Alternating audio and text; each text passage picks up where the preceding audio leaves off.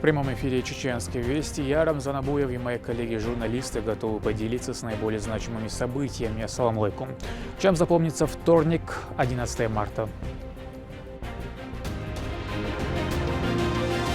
Пусть восторжествует справедливость. Есть конкретная информация, что многие ребята там не причастны, оказались в ненужном месте, в ненужное время.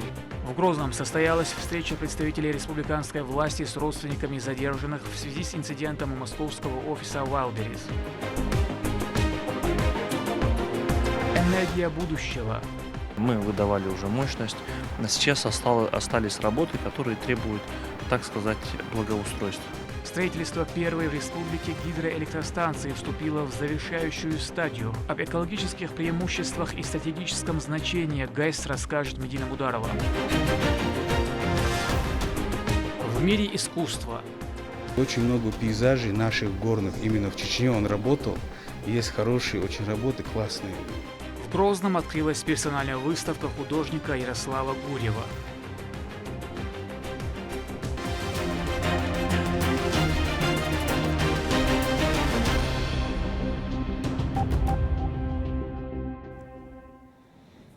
Рамзан Кадыров держит на личном контроле инцидент, произошедший в московском офисе Wildberries. Об этом стало известно во время встречи в офисе уполномоченного по правам человека представителей республиканской власти с родственниками задержанных. Помощник главы министра по национальной политике и внешним связям печати информации Ахмед Дудаев также сообщил о работе, проводимой юристами с целью помочь невиновным людям избежать несправедливости. Именно ему заняться данным вопросом поручил ранее Рамзан Кадыров. Репортаж Турпалали Тайсумова. Ну там их четверо, раньше он в одиночке был. Ибрагим Исаев полгода общается с сыном только по телефону. Да и то изредка. Мужчина говорит, что точно знает, его сын не имеет отношения к тому, в чем его обвиняют. Там просто он даже ни одной камеры, но он с машины. Свидетельно, с машины чужие. Да вот, они всех четверых под метелку все забрали, все. Они сидят, и срок подходит, они раз... Через онлайн на 3 месяца опять продлевают, а ты сиди дальше. Собравшиеся прекрасно понимают, что трагические события середины сентября прошлого года в Москве получили широкое освещение, и за этим делом теперь пристально следят. Впрочем, это не отменяет презумпцию невиновности. Там дело резонансное, 2 трупа там, да. А поэтому в любом случае, конечно, момент, то есть в Москве тем более, это Москва, да, сакерстухан. Шейт журналист был, шейт это самое эдал, шейт был чубел шбарту. Жернова судебной системы лишены сочувствия. Этих людей объединило общее несчастье. У всех у них в Москве после резонансного инцидента с компанией Wildberries находятся под следствием родные и близкие. Чеченцы устроили разборки в центре Москвы. Это неправда. Мы знаем, что Бакальчук пришел туда, позвал ребят. Там есть и ЧОП, непосредственно ребята. Бакальчук пришел туда решать свой вопрос. И то, что произошло, то произошло. И передергивая факты, представлять всему миру, что чеченцы устроили какие-то разборки, я считаю, это предвзятым отношением. О предвзятом отношении и странностях следствия будут говорить на этой встрече еще не раз.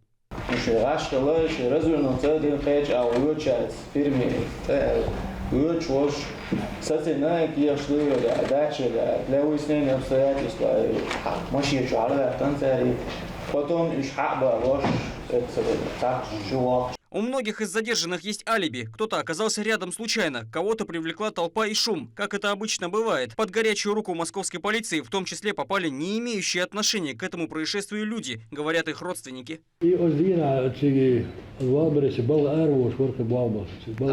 устраивался на работу, да? И тоже так же задержали, он уже устраивался на работу, уже форму отдали, да? Да. Одежду. Его тоже задержали и...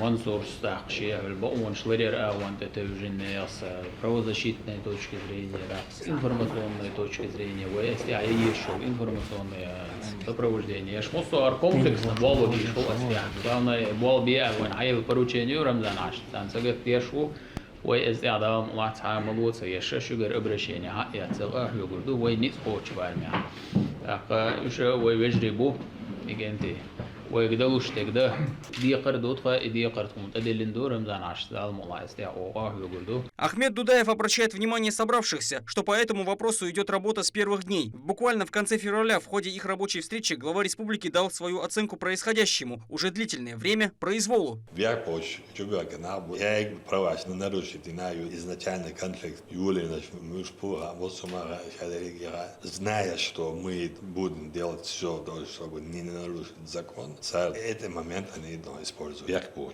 Толпа, они все так халят.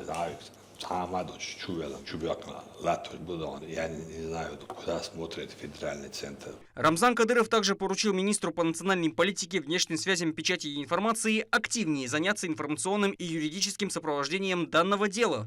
Мы слышали буквально недавнее поручение главы республики Рамзана Амача Кадырова по поводу того, что жители Чеченской республики, они абсолютно необоснованно задержаны по случаю по инциденту, значит, вокруг Валбери. Сегодня собрались всех родственники в аппарате уполномоченного по правам человека Мансура Салтаева. Как они заявляют, как заявляют свидетели, очевидцы, случайные люди задержаны, проходящие мимо. Кто-то там работал в каких-то организациях, кто-то работал на стройке. То есть люди выехали на свои заработки. Кто-то случайно, проходя мимо, оказался в эпицентре, скажем так, этого инцидента. Их тоже всех задержали, и всем им сейчас меняют 105-ю статью. Конечно, мы против этого. И, соответственно, значит, родственники, они сегодня обратились с коллективным обращением в адрес уполномоченного по правам человека. Мы будем работать со всеми соответствующими структурами, будем работать, значит, в соответствии с поручением главы республики, будем оказывать информационное освещение этим процессам. Кроме того, Мансур Салтаев, он в своем выступлении сказал, что будет обращаться в профильные организации. Прокурор республики, ему было дано поручение главой региона Рамзаном Амачем, он будет, соответственно, заниматься этим вопросом.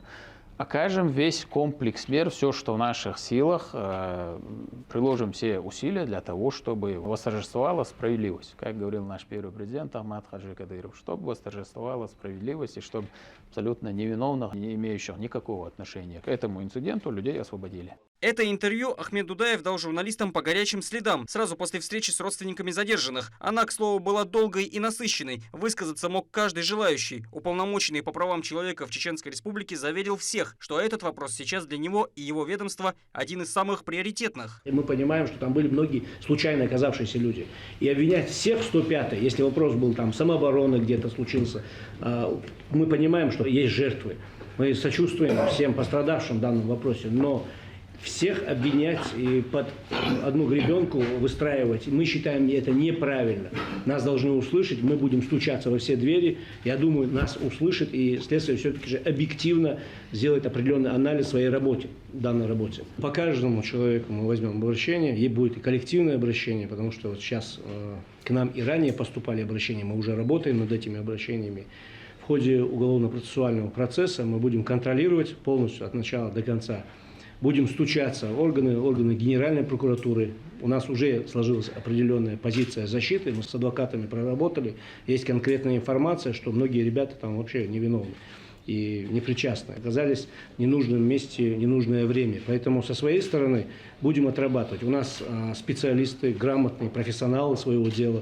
Поэтому люди, которые многие годы проработали в органах прокуратуры, и тоже будут заниматься вопросами. Мы будем с вашими адвокатами отрабатывать, готовить уже конкретно совместную позицию защиты в данном вопросе.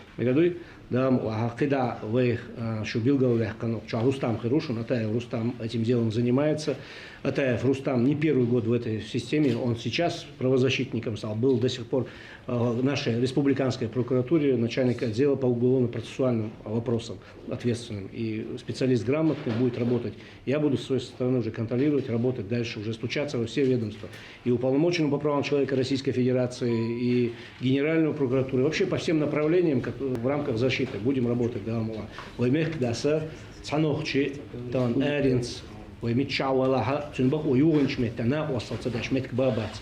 Her вопрос, цикл дух вопрос, там лишь дина, беш, так ты дам беш, пуцин порученец, беш буа дух олдек. направлениях. Митча пача кавала, митча дюнеме авала, цун бу уюн шметта, уй мехдясы, шикайхан бин шметтеге кергую, цун уй агор уй цуна остеду эцтях. 18 марта исполнится полгода, как задержанные по этому делу, среди которых представители различных национальностей, находятся под следствием. Для родственников людей, необоснованно задержанных, делается все возможное, чтобы они как можно скорее воссоединились и продолжили спокойную жизнь. Как заверили официальные лица, главное не отчаиваться и действовать согласно правовому законодательству. Турпа, Лолита Исумов и Ислам Ибрагимов. Вести. Чеченская Республика. Командир спецназа Ахмат, заместитель начальника Главного управления по военно-политической работе Минобороны Апти Алаудинов побывал в освобожденных населенных пунктах Курской области. Об этом сообщил Рамзан Кадыров в своем телеграм-канале. В ходе поездки он посетил населенные пункты Черкасское, Поречное, Кубаткино, Зазулевку и пообщался с бойцами и мирными жителями. Благодаря героизму и профессионализму военнослужащих освобожденные территории возвращаются к мирной жизни. Приехали здесь пообщаться с нашими ребятами. Вот, пожалуйста, встречаю бойца 155-й бригады морских пехотинцев. Вот парень с Кавказа. Так, скажи, кто ты у нас? Позывной Кавказ, Карачаево-Черкесской Республики. Вот, пожалуйста. Короче говоря, наш брат с Карачаево-Черкесии находится в Зазулевке. Мы просмотрели. Ребята наши зашли в Кубатовку, а вот ребята со 155-й, как говорится, зашли в Зазулевку. Вот везде уже проехались, все есть тут, все на месте, ребята держатся. Вот, пожалуйста, у нас тут есть мирные жители, которые вот тут на месте. Также Апти Алаудинов побеседовал с двумя женщинами, которые достойно преодолели все трудности и тяготы жизни в оккупации. Напуганные и изнуренные отсутствием спокойствия и элементарных условий для жизни, они все равно не сломлены и не потеряли надежду на освобождение российскими подразделениями их родного хутора Зазулевку. На предложение Апти Алаудинова вывести их в более безопасное место женщины вежливо отказались. Вот пережила бабушка, получается, у нас тяжелую зиму со своей дочерью. И плакала, и думаю, из-за меня дочка погибнет, бросит. Боялась бросить меня. И дети. Сейчас уже, даст Бог, все позади. Зазулевка, ее до сих пор обстреливают гады, ну, Зазулевка уже свободна. В новом 5-м столичном районе продолжается возведение величественной мечети имени Излимхана Кадырова. Архитектурный ансамбль святыни гармонично сочетает традиционные исламские элементы с уникальными чертами чеченской культуры, а 6 минаретов высотой 53 метра станут новой доминантой городского пейзажа. Репортаж Валентины Гусевской. В новом районе имени Владимира Путина ежедневно происходят изменения. Строительство жилых зданий и прилегающей инфраструктуры проходит на глазах у жителей. На территории будут располагаться 2 мечети, которые соединит пешеходный бульвар. Мечеть имени Зелимхана Кадырова рассчитана на 5000 молящихся. В прошлом году на территории нового района имени Владимира Владимировича Путина было начато возведение мечетей. За это время здесь произвели демонтаж строений, вывоз грунта вперемешку с мусором, огромное количество грунта, также завоз обратно балласта. Сейчас на данном этапе здесь идут строительные работы по устройству фундаментной плиты, а также возведению минаретов. Мечеть расположена на возвышенности, и с нее виден весь район. Площадь застройки более 10 000 квадратных метров. Основной зал для молитвы будет находиться на уровень выше галереи. Перед началом строительства мечети для ее устойчивости на этом участке был вырыт котлован глубиной 18 метров. Затем его поэтапно засыпали по 30 сантиметров и плотно укатывали, пока не достигли необходимого уровня. Сейчас эти слои хорошо видны на срезе земли. Здание святыни возводится в 2 этажа. У него будет 6 минаретов высотой 53 метра. Купол разместят на 60 колоннах. Уже здесь будет лестничная площадка и вход в каждый минарет. С мечети будет вход. Сейчас в основном у нас ведутся работы монолитные, железобетонные. Используются материалы очень хорошего качества. Есть бетон марки B25, B30, это 400, 350 марк. Арматурные работы у нас ведутся в основном арматуры диаметром 25, например, в данный момент. Минареты возводятся на сваях сваи диаметром 600. Всего на территории нового района строят 150 многоэтажных домов на 33 тысячи квартир. Почти готова к сдаче первая линия строительства. Первая линия будет сдана в августе 2025 года. Дома, находящиеся непосредственно на проспекте Путина, уже закончены монолитные железобетонные работы. И сейчас идет устройство стен и внутренних перегородок. Также ведутся отделочные работы и устройство лифтов и так далее. Все остальные дома, находящиеся за первой линией, уже закончены фундаментные плиты и идут монолитные работы. Площадь всей застройки 200 гектаров. На границе района проходит автомобильная трасса, которая реконструируется. Сейчас проводится реконструкция одной половины проезжей части шоссе. Дорожное покрытие снято на участке от улицы Исмаилова до улицы Алтайской. Движение автомобилей организовано на другой половине, по одной полосе движения для каждого направления. Новая дорога будет шестиполосной. Все работы по благоустройству положительно сказываются на жизни граждан. Валентина Гусевская, Сайдамин Мусаев, Магомед Бараханов. Вести, Чеченская Республика. Первая в республике гидроэлектростанция на финальной стадии строительства. ГЭС «Башенная», названная в честь расположенных поблизости ушкалойских башен, строится на реке Аргун вблизи селения Гучум-Кале. Выбор места обусловлен значительным перепадом высоты на данном участке реки, что оптимально для ГЭС. О ее значимости для развития возобновляемой чистой энергии расскажет Медина Мударова. 98% работ уже завершены. Ввод объекта в эксплуатацию планируется на весну этого года. Мощность гидроэлектростанции «Башенная» составит 10 мегаватт. А в год она будет вырабатывать 57 миллионов киловатт в час экологически и чисто возобновляемой электроэнергии. Мы проводили уже в декабре испытания. Мы выдавали уже мощность.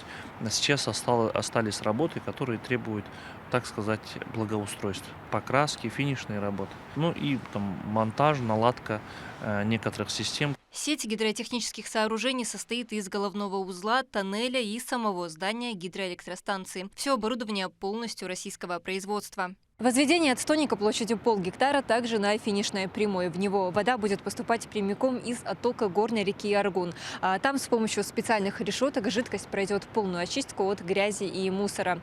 Основные работы по возведению сооружения уже завершены, остались мелкие детали. А это тот самый деривационный тоннель. Его протяженность составляет 1442 метра. Для возведения объекта уложили 25 тысяч кубов бетона. Он полностью завершен, остается лишь заполнить его. Через него очищенная вода с отстойника будет поступать прямо в напорный бассейн, который находится чуть дальше на территории здания гидроэлектростанции. Сооружение диаметром 5 метров будет вмещать в себя 32 куба воды. Это максимальный объем. По проекту тоннельный путь проводят сквозь гору. Его вторая часть выходит к основному зданию. Внутри находится сердце гидроэлектростанции, машинотурбинный зал. Здесь находятся два гидроагрегата по 5 мегаватт, а также все основные вспомогательные системы управления гидроагрегатами, начиная с системы автоматического управления гидроагрегатом, коротко называется САУГА, и всех остальных систем типа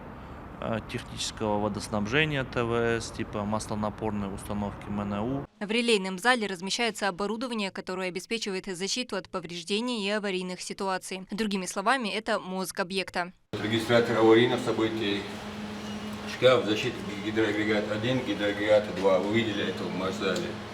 Это у нас идет агрегат бесперебойного питания на случай аварийного отключения. На территории осталось провести небольшую часть внешних отделочных работ и строительство подпорной стены с самой дороги, ведущей к объекту. Малая гидроэлектростанция «Башенная», первая в регионе, возводится на реке Аргун в Итум-Калинском районе. Эффективности объекта именно на этом участке способствуют большие перепады высот течения – 40 метров на протяжении почти 1,5 километра. Вырабатываемое электричество будет поступать в общую сеть, подстанцию в Шатое для распределения. Медина Мударова, Сайдамин Мусаев, Руслан Магомадов, Вести, Чеченская Республика. Пришли печальные вести. На 73-м году жизни на встречу с Господом миров ушел выдающийся ученый, доктор исторических наук, этнограф Лейчи Гарсаев.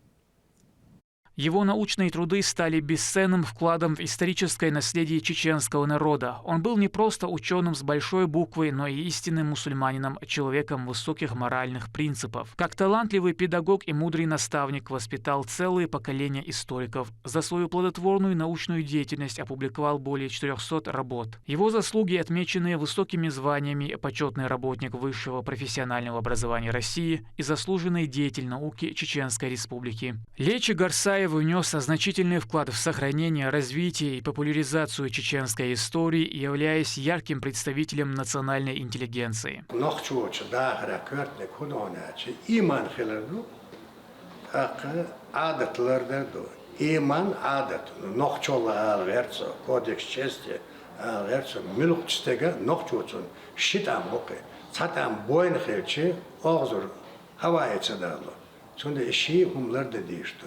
Карьера Лечи Гарсаева была плодотворной. Он занимал руководящие посты в различных министерствах. В последние годы являлся профессором ЧГУ и возглавлял отдел этнологии Академии наук. Лечи Гарсаев активно сотрудничал с нашим телеканалом, выступая экспертом по важным историческим вопросам. В это тяжелое время для его родных и близких коллектив Вайнаха выражает искренние соболезнования. Инхетамил Аллаха Гячтуэсун Дала Илсманихашвел Лечи.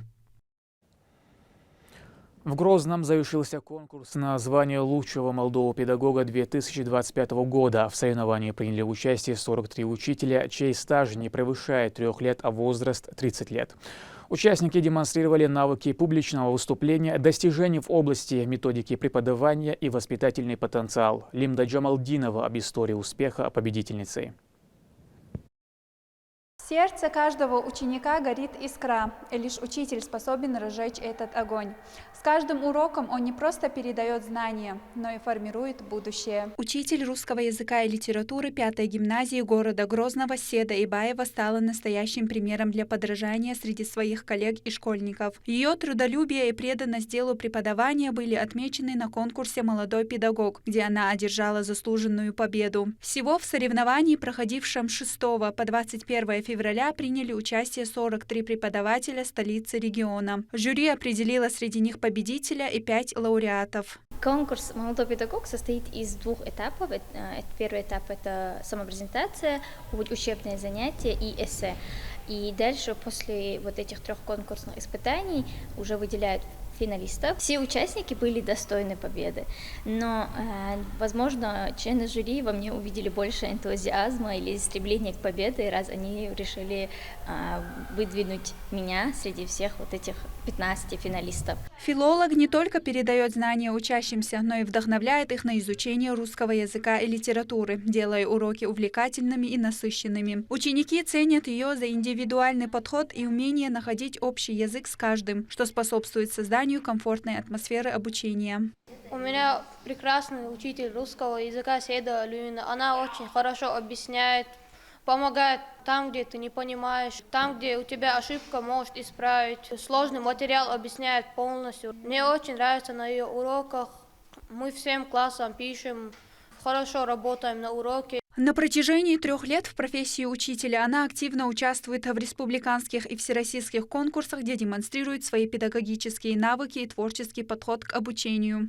Первый конкурс – это флагманное образование, трек школа. Это в 2022 году мы выиграли этот конкурс на всероссийском уровне. Конкурс еще педагогический дебют, и в нем я стала лауреатом, тоже на всероссийском уровне. В 2023 году я участвовала в этом конкурсе, я стала лауреатом там.